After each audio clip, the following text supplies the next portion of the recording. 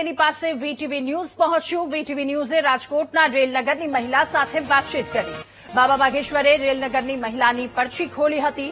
Dress કોડના આધારે બાબા બાગેશ્વરે પાયલ અગ્રવતને બોલાવી હતી। ધીરેન્દ્ર શાસ્ત્રીએ પાયલને સ્ટેજ પર બોલાવી તમામ હકીકત જાણી હતી અને મહિલાના પરિવારે નવું ઘર લીધું હોવાની ધીરેન્દ્ર શાસ્ત્રીએ માહિતી પણ આપી હતી। ત્યારે મહિલાના પતિને ધંધામાં મંદી આવવાની પણ માહિતી આપી હતી। ધીરેન્દ્ર શાસ્ત્રીએ મહિલા પાસેથી રાખડી પણ બંધાવી હતી।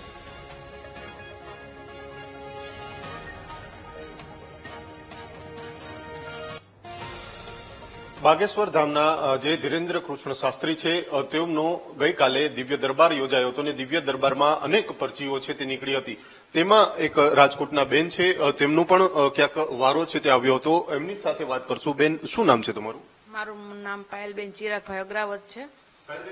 શું સૌ પ્રથમ કેવી રીતના બાબાએ તમને બોલાવ્યા હતા? સ્ટેજ ઉપર કેવી રીતના બોલાવ્યા?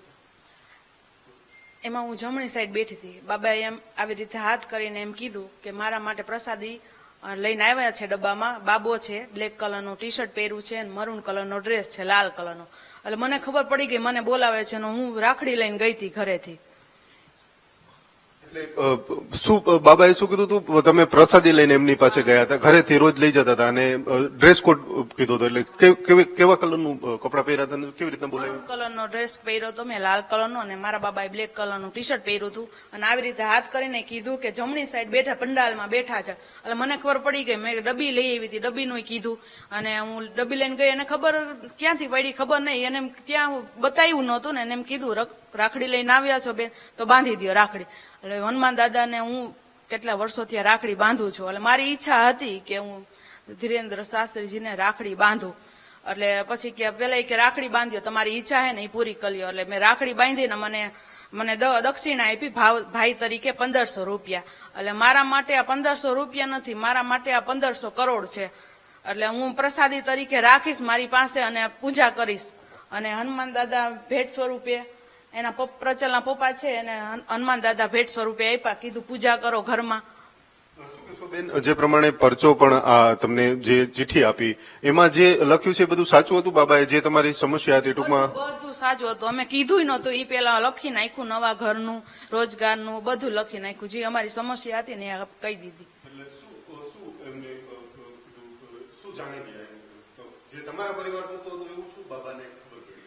ઘણી બધી ખબર પડી, ઘણું બધું કીધું। મેઇન એવી ખબર પડી કે અમે ગયા ને ત્યાં પંડાલમાં બાબાજીની પાસે, તો એમને એવું કીધું કે ભાઈ તેરે નયે ઘર કા ચાય નહીં પિલાએગા।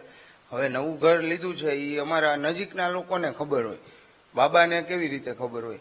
પછી એમને ચા નું કીધું। એટલે મેં ચા તો શું છે, અમે બાબાજી તમે પધારો, અમે જમવાનું કરીએ એમ, આપણો મહેમાન ગતિ આપણી સૌરાષ્ટ્રની એમ। અને બાબાજીએ બીજી વસ્તુ અમુક એવી કીધી કે ભાઈ મારા ધંધા રોજગારમાં અપડાઉન આવતા હોય તો કીધું કે તારે આ વસ્તુ તું કરસ એ બિઝનેસ, એમાં ધ્યાન દે, એમાંથી તારે તરક્કી થશે। ઘણા બધા એવા પ્રશ્ન જે આપણે પર્સનલ લાઈફમાં આપણા પર્સનલ હોય, જે આપણે કોઈને ન કીધા હોય। ઇવન મારા વાઈફના બેગમાં એમને મને ખબર નથી કે રાખડી છે, બરોબર?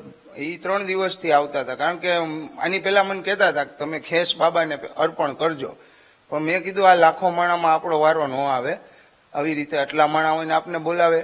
પણ એમને બોલાવ્યા પછી ત્યાં ગયા એટલે બાબાએ તરત કીધું કે બેગ મેં રાખી है ना, તું हनुमान को राखी बांधती है ना तो मेरे को बांध दे, તું लाई है ना साथ में, आज से તું मेरी बहन है। અને રાજકોટમાં બાબાજીએ મારા વાઈફને બેન બનાવ્યા અને કીધું કે દર રક્ષાબંધને તમે ત્યાં બાગેશ્વર ધામ આવજો, અને પરચામાં લખીને દીધું કે તમે આવજો એટલે હું તમારી રાખડી સ્વીકાર કરીશ। ત્યાં ટૂંકમાં તમારી જે સમસ્યા હતી એનું સમાધાન પણ કહ્યું। અને આ મૂર્તિ છે બાબાજી એના હાથે મને આપી અને અમને પૂજા કરવા માટે કહી ગયા કે આની તું દરરોજ હનુમાન ચાલીસાના પાઠ કરજે અને સેવા પૂજા કરજે। અમે સાધુ છીએ, રામાનંદી સાધુ પરિવાર છીએ, અને હનુમાનજી મહારાજ તો અમારા ઈષ્ટદેવ છે। એટલે આમ પણ અમે ઘરમાં હનુમાનજીની સેવા પૂજા થતી હોય। બજરંગદાસ બાપા અગ્રાવત હતા, અમે પોતે અગ્રાવત છીએ। એટલે બાપા સીતારામની દયા છે। અને આ મકાન લીધું એ આપણું મન જાણે કેવી રીતે આપણે કર્યું હોય ભાઈ આ મોંઘવારીમાં, પણ આ ખરેખર અલૌકિક અને અદભુત થયું મારા માટે કે મારા પરિવાર માટે, કે અમે એવું વિચાર્યું નહોતું।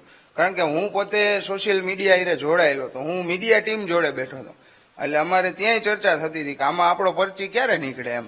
ત્યાં મારા વાઈફ ને બે નીકળ્યા કે ભાઈ મરૂન કલરનો ડ્રેસ છે, કાળા ટી શર્ટ વાળું બાળક છે ભેગું, ઈ માતાજી આવી જાવ ઉપર.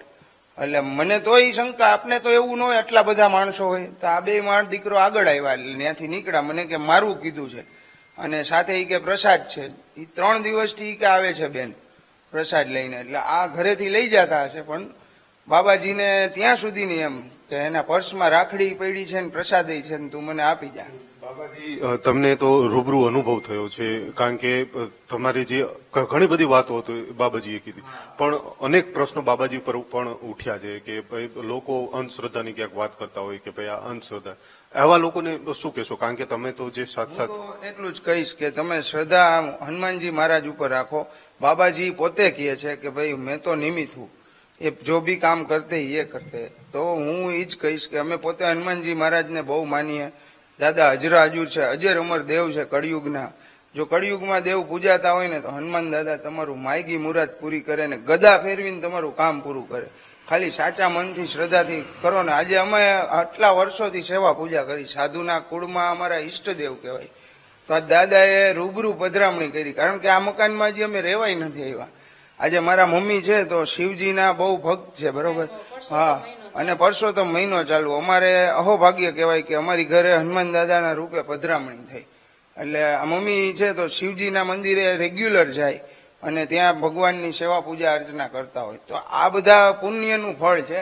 આમાં અંધશ્રદ્ધા શ્રદ્ધાનો કોઈ વિષય નથી. તમારી આસ્થા અને મનથી તમે માનતા હો ને, તો મારું એવું માનવું છે કે 12 વર્ષ તમે કોઈ પણ પથ્થરની પૂજા કરો ને સાહેબ, તો આ કળિયુગ છે. 12 વર્ષે એ તમને વરદાન આપે. આ તો સાક્ષાત અજર અમર હનુમાનજી મારા દેવ છે, તમારું કામ કરે જ. પણ સાચા મનથી તમે એને ભજન કરો એનું, ત્યારે તમારું કામ પતશે. ચોક્કસથી જે પ્રમાણે પરિવાર છે, આ પરિવારના ઘરે જ બાબા આવ્યા હતા. તેમને બાબાએ અહીંયા ચા પણ પીધી હતી, બહેને બાબાને રાખડી બાંધી હતી અને તેમને આ પરચો આપ્યો હતો. તેમાં પણ જે પરિવારની જે વાતો છે તે પણ તેમાં લખી હતી. એટલે કે જે પ્રમાણે દિવ્ય દરબાર યોજાયો અને ત્યારબાદના જે પ્રશ્નો ઉભા થયા હતા, પ્રશ્નોને લઈને ક્યાંક ને ક્યાંક હવે જે જેમની પરચી નીકળી છે તે પરિવાર છે તે પણ સામે આવ્યો છે. તે પણ કહી રહ્યો છે કે આ શ્રદ્ધાનો વિષય છે અને બાબા સાથે અને જે હનુમાનજી મહારાજ સાથે તેમની શ્રદ્ધા જોડાયેલી છે. હનુમાનજીની મૂર્તિ પણ જે બાબા છે તેમના દ્વારા આપવામાં આવી છે. એટલે કે પરિવારને પણ આજે આખો ઘટનાક્રમ બન્યો છે તે કોઈ દિવસ ભૂલાય તેવો નથી. તે પ્રકારનો ઘટનાક્રમ બન્યો છે અને હાલ તેમને જે પોતાની જે વાત કરી કે જે બાબાએ તેમની સમસ્યાનું સમાધાન પણ આપ્યું છે, એટલે કે જે અનુભવ છે તે પણ વર્ણવ્યા છે. કેમેરામેન નિશિત ગડિયા સાથે ભાવેશ ચંદ્રબાબુ, વીટીવી ન્યૂઝ, રાજકોટ.